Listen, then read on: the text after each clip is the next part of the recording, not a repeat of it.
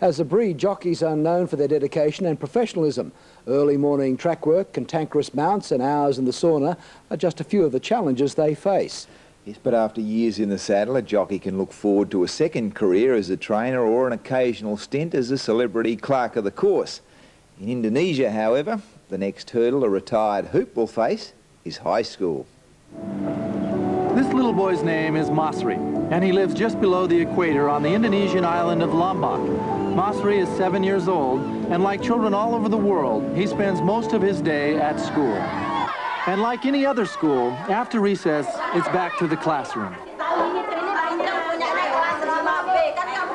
But as Masri recites his lessons, I wouldn't be surprised if his mind is elsewhere. You see, Masri is not like the other kids in his class. In fact, he's a seasoned veteran among an elite group of young people on this island. Masri, at the tender age of 7, is one of Lombok's top jockeys. Welcome to a day at the races, Lombok style. At first glance, everything you'd expect to find at a racetrack is here. Large crowds, knowledgeable trainers, a 1,400-meter track, fast horses, and fearless jockeys. But there is a difference. The average age of the Lombok jockey is 8 years old. And check this out. The mandatory retirement age for a jockey is an over-the-hill 12. This island of pint-sized jockeys is a single nugget in the middle of the Indonesian chain. The name Lombok actually means hot chili pepper. But those who know this former spice island also know it as horse lovers' paradise. It's natural here that kids and horses go together. For everywhere you look, you see another four-legged friend. Originally used for hunting, today these small horses are used for transportation and commerce. They haul the harvest to the colorful, aromatic, and exotic main marketplace of Maharan, the island's capital.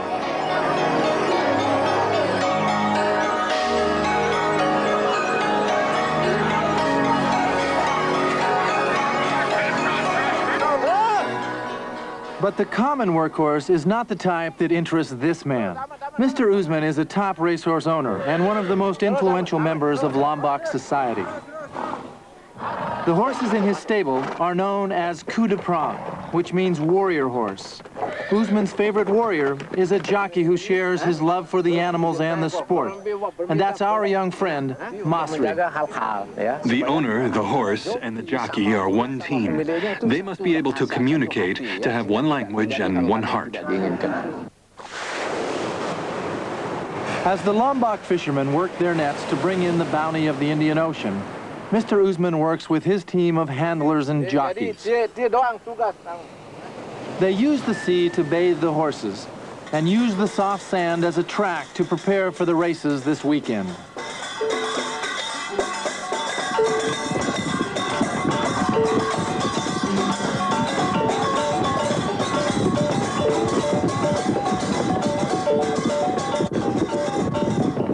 Mr. Usman has high hopes for Masri, who has all the necessary attributes of a winning jockey.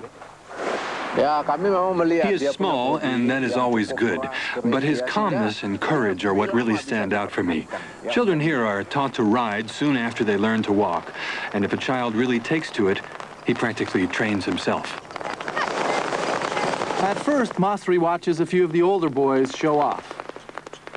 Then he shows his stuff. Charging beside the pounding surf, Masri drives his steed furiously down the beach.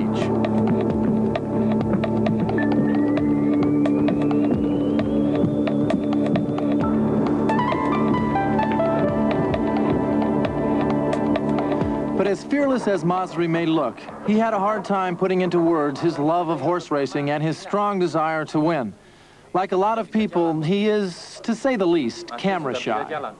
Masri is the strong, silent type, and he's absolutely fearless, and we finally found something that scared him. It was a TV camera.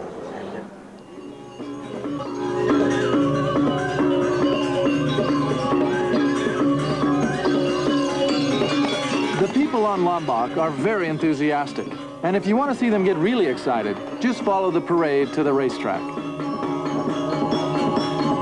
It's now Sunday, 1 p.m., and on Lombok, that can mean only one thing.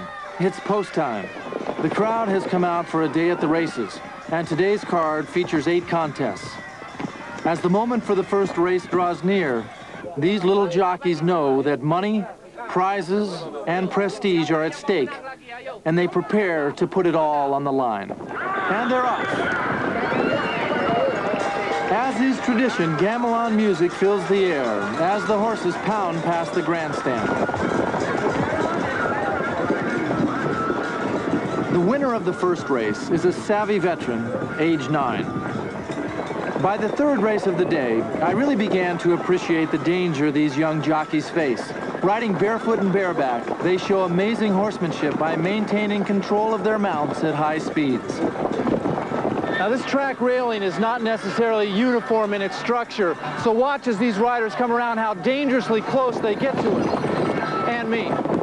The inevitable first question, after you marvel at their skill, is whether these young boys will survive this test of manhood. Here the jockey in the yellow shirt loses his grip, slides from the horse's neck, and tumbles to the track. Limping slightly, he walks away from the spill as his horse continues around the track without him. The crowd has grown larger and noisier as the final and big money race of the day approaches. The sixth race starts like many of the others, falsely. The handlers, who are themselves former jockeys, try to control the situation at the starting gate to favor their own horse. Time and again, they jump the gun, running as much as 30 yards before being called back. The crowd gets teased this way several times before the starter swings his flag for real.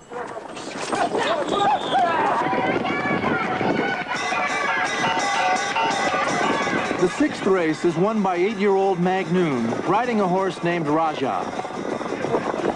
And the seventh race winner, by a length, is a little boy named Yanar, riding a horse called Superboy. Now the crowd is set for the 8th and final race of the day, featuring the best young jockeys in all of Lombok. At the gate, Usman dotes on Masri, who has donned his green racing jersey number 5. And even though the starter hasn't blown his whistle, the group bolts off on their own again. Masri is led back to the gate, while the audience waits in suspense.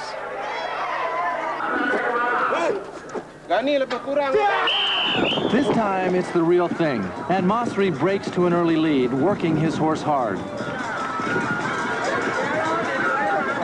But going into the first turn, there are 3 horses with his, and all are neck and neck.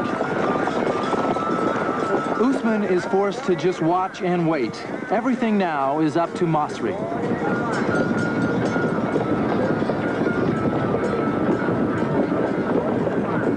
Churning up clouds of dust, Masri pulls alongside the leader, and at the second turn, passes him.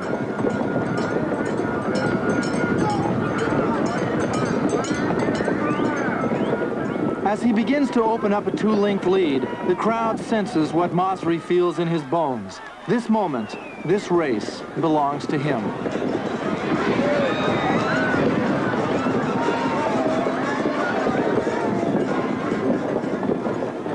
Later, there will be trophies and prizes for the winners, and tomorrow he'll be back in school. But for now, 7-year-old Masri is a hero, and well on the way to proving he has the fearless courage that true champions are made of. Yeah, victorious there, a fascinating yet different window into the sport of kings from the tiny jockeys of Lombok. We'll be rejoining the giants of sumo wrestling.